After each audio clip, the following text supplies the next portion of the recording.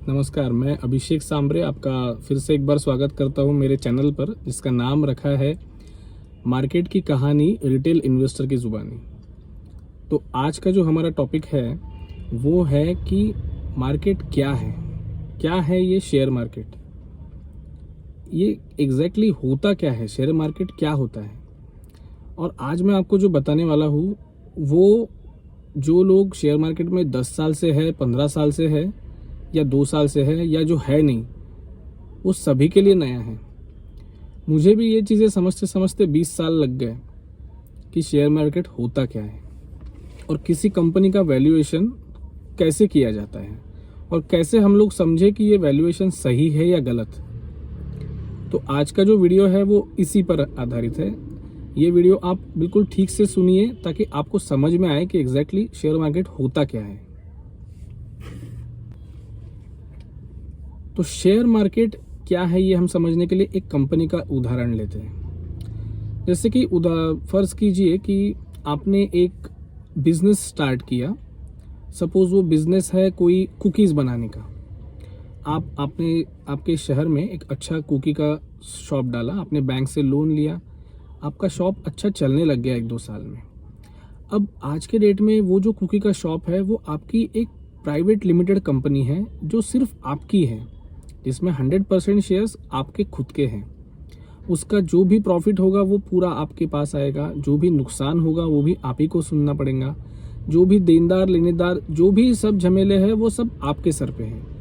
बाकी किसी का कोई लेना देना नहीं है और आपको किसी को ये बताने की भी ज़रूरत नहीं है कि मेरा इस साल कितना प्रॉफिट हुआ, मेरा इस साल प्रॉफिट हुआ या नहीं हुआ, या मैंने अभी बैंक से कितना लोन नया लिया हुआ है, या मुझे इस साल किसको कितने पैसे देने हैं, या मेरे रिसीवेबल्स कितने हैं, मेरे पेएबल्स कितने हैं, किसने मेरे से कितना उधार लिया हुआ है। आपको किसी को कुछ बताने की ज़रूरत नहीं, क्योंकि कंपनी पूरी तरह आपकी है। पर जब आपको ऐसा लगा कि नहीं, अब ये एक दुकान से मज़ा नहीं आ रहा है, अभी मुझे 3-4 दुकान और खोलना है, लेकिन अब मेरे पास उतना पैसा तो है नहीं। अगर मैं बैंक से लोन लेता हूँ तो मुझे उसका एक इंटरेस्ट चुकाना पड़ेगा। अब आपको कैसा पैसा चाहिए? आपको इंटरेस्ट फ्री पैसा चाहिए, जो कि आपको मिल सकता है शेयर मार्केट से। कैसे? देखिए, अगर सपोज मुझे 3 दुकान खोलने हैं और मुझे 10 करोड़ रुपए की आवश्यकता है। 10 करोड़ रुपए अगर मैं बैंक से लोन लूँगा, अगर मुझे उस पर 8% इंटरेस्ट या 10% इंटरेस्ट देना है और मेरा जो धंधा है उसमें मेरा फ़ायदा जो है वो 15 या 16% तक का है साल का, तो मुझे ना अल्टीमेटली फ़ायदा कुछ ज़्यादा नहीं होगा, क्योंकि 15% में से मेरे ये 8-10% बैंक के इंटरेस्ट में चले जाएंगे, तो फिर बड़े मुश्किल से 4-5% का फ़ायदा होगा। इससे बचने के लिए मैं क्या करूँगा, मेरी कंपनी को लिस्ट करने की कोशिश करूँगा, मैं अपना IPO निकालूंगा। ये जो IPO निकलेगा मेरा, इसमें मैं आपको बताऊंगा कि मेरा धंधा कैसा है, क्या करता हूँ। जो रेड हेरिंग प्रोस्पेक्टस हम बोलते हैं ना, वो पूरा उसके डिटेल्स रहेंगे। मैंने पिछले साल क्या काम किया था, कितने पैसे कमाए थे, कितने पैसे डुबाए थे, हर चीज़ के बारे में मैं बताऊंगा इस IPO के पेपर्स के पहले। अब आपको डिसाइड करना है कि आपको इसे लेना है कि नहीं लेना है। अब मेरी कंपनी को वैल्यूएशन अगर मुझे 10 करोड़ मार्केट से चाहिए, तो मुझे मेरी कंपनी को वैल्यूएशन कम से कम 50-60 करोड़ का तो देना पड़ेगा, तभी आप 10 करोड़ रुपए पब्लिक इसमें डालेंगे। तो अब मैं क्या करूँगा कि मेरे कंपनी का एक वैल्यूएशन शीट बनाऊंगा और उस हिसाब से 10 करोड़ रुपए आपसे लूँगा। जैसे ही मैंने 10 करोड़ रुपए आपसे ले लिए तो मैं शेयर मार्केट के NSE के लिस्ट में आ गया। अब मेरा जो स्टॉक एक बार NSE में लिस्ट हो गया, तो अब मेरी रिस्पॉन्सिबिलिटी ज़रूर बनती है कि हर 3 महीने में अपने रिजल्ट्स बताना, हर 3 महीने में कितना प्रॉफिट हुआ, कितना लॉस हुआ, उसके डिटेल्स शेयर होल्डर को बताना। क्योंकि अब कंपनी मेरे अकेले की नहीं है, अब मैं 70-80% का मालिक हूँ और आप बाकी जो पब्लिक है वो 20-25% के मालिक हो। तो अब मुझे जो माइनॉरिटी शेयर होल्डर्स है उनको सब बताना मेरे लिए बंधन कारक है, क्योंकि वो लिस्टिंग ऑब्लिगेशंस है कि आपने लिस्ट किया है तो आपको ऑब्लिगेशंस के तौर पे वो बताना ही पड़ेगा। क्योंकि अगर मैं सारी चीज़ें ठीक से बताऊंगा नहीं तो मैं फ्रॉड कर सकता हूँ, मैं आपके पैसे लेके कुछ और चीज़ों में डाइवर्ट कर सकता हूँ। इसलिए सेबी ने यह नियम बनाया है कि आपको वो बताना ही है हर 3 महीने में। अब ये 3 महीने में क्या हुआ, उसमें जो प्रॉफिट आया उसका मैंने क्या किया, उस प्रॉफिट में से मैंने नए बिजनेस में पैसे डाले कि नहीं डाले, अब मेरा धंधा बढ़ रहा है कि नहीं बढ़ रहा है, मेरे सेल्स कितने हो रहे हैं, मेरा प्रॉफिट कितना हो रहा है, मार्जिन अच्छी चल रही है कि नहीं, कोई दुकान में आग लगी तो उसके बारे में भी मुझे आपको बताना है। हर चीज़ के बारे में डिटेल डिस्कशंस मुझे अभी करने हैं। पब्लिक जब पैसा डालती है तो इट इज़ एक्सपेक्टेड कि जो भी कंपनी है वो अपने सारे डिटेल पब्लिक में रखे। तो इस तरह से अब ये जो सारे 25% शेयर्स जो मैंने आपको दिए हैं, ये शेयर्स जो है ये NSE पे या BSE पे ट्रेड करेंगे। अब तक जो मेरी इक्विटी थी वो पूरी तरह से क्लोज्ड इक्विटी थी। IPO के पहले पूरे के पूरे 100% शेयर मेरे पास थे, वो कभी ट्रेड भी नहीं होते थे, मैं किसी को बेचता भी नहीं था, न कोई मेरे से खरीदता था, न मैं किसी से खरीदता था, क्योंकि मेरे ही पास सब थे। अब जब मैंने 25% मार्केट में छोड़ दिए तो अब ये 25% का जो फ्लोट है ये मार्केट में घूमते रहेगा। अब ये जो 25% शेयर मार्केट में ट्रेड हो रहे हैं, इस पे अब लोगों की बोली लगेगी कि भैया मुझे ये शेयर चाहिए, मुझे बहुत पसंद आ रही है ये कंपनी, मैं इससे ऊपर के रेट में भी खरीदने को तैयार हूँ। मान लो कि मैंने उस समय शेयर का जो प्राइस था वो 300 रुपये रख दिया था IPO के समय। लिस्ट होते बराबर अगर कुछ लोग ऐसे खड़े हो गए कि नहीं हमको तो ये शेयर बहुत पसंद है, ये धंधा बहुत बढ़िया है, इसमें बहुत प्रॉफिट आगे दिख रहा है, मैं 400 में लेने को तैयार हूँ, तो धीरे धीरे करते करते वो शेयर का प्राइस ऊपर जाने लगेगा अगर बायर्स ज़्यादा रहेंगे। अगर सेलर्स आ गए या फिर जिन्होंने IPO में लिया था उनको लगा कि नहीं भैया हमारे लिए बहुत प्रॉफिट हो गया, हमको तो बेच के निकलना है, वो बेचना शुरू कर देंगे। कंपनी के बारे में कुछ अच्छी न्यूज़ आ गई तो शेयर ऊपर जाएंगे, कंपनी के बारे में कुछ बुरी न्यूज़ आई तो शेयर नीचे जाएंगे। तो इस तरह से वो शेयर मार्केट में ट्रेड होने लगेंगे। लेकिन ये शेयर ट्रेडिंग का और कंपनी के प्रॉस्पेक्ट्स का डायरेक्टली डे टू डे कोई लेना देना नहीं रहता है। हाँ, अगर कंपनी में कोई बहुत बड़ा नया बदलाव आ जाता है, कोई नई चीज़ हो जाती है तो डेफिनेटली इसका इम्पैक्ट पड़ेगा। लेकिन डे टू डे लेवल पे या आवर टू आवर लेवल पे जो मार्केट में प्राइसेस चेंज होते हैं वो केवल लोगों के बाइंग और सेलिंग से चेंज होते हैं, उसमें कंपनी के प्रॉस्पेक्ट्स का कोई लेना देना नहीं होता।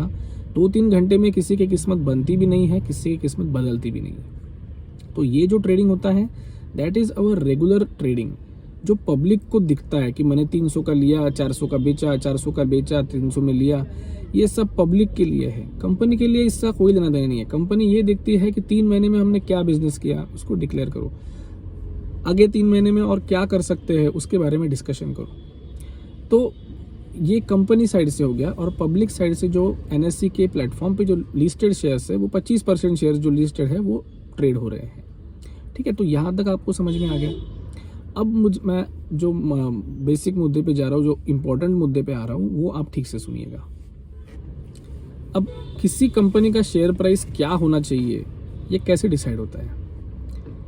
मान लो कंपनी का प्राइस उसने 300 रुपये में लिस्ट कराया था IPO के बाद, तब उसने जो जो जानकारी दी थी उस हिसाब से पब्लिक में एक धारणा थी कि ये कंपनी जो है ये 25% का ग्रोथ हर साल करेगी और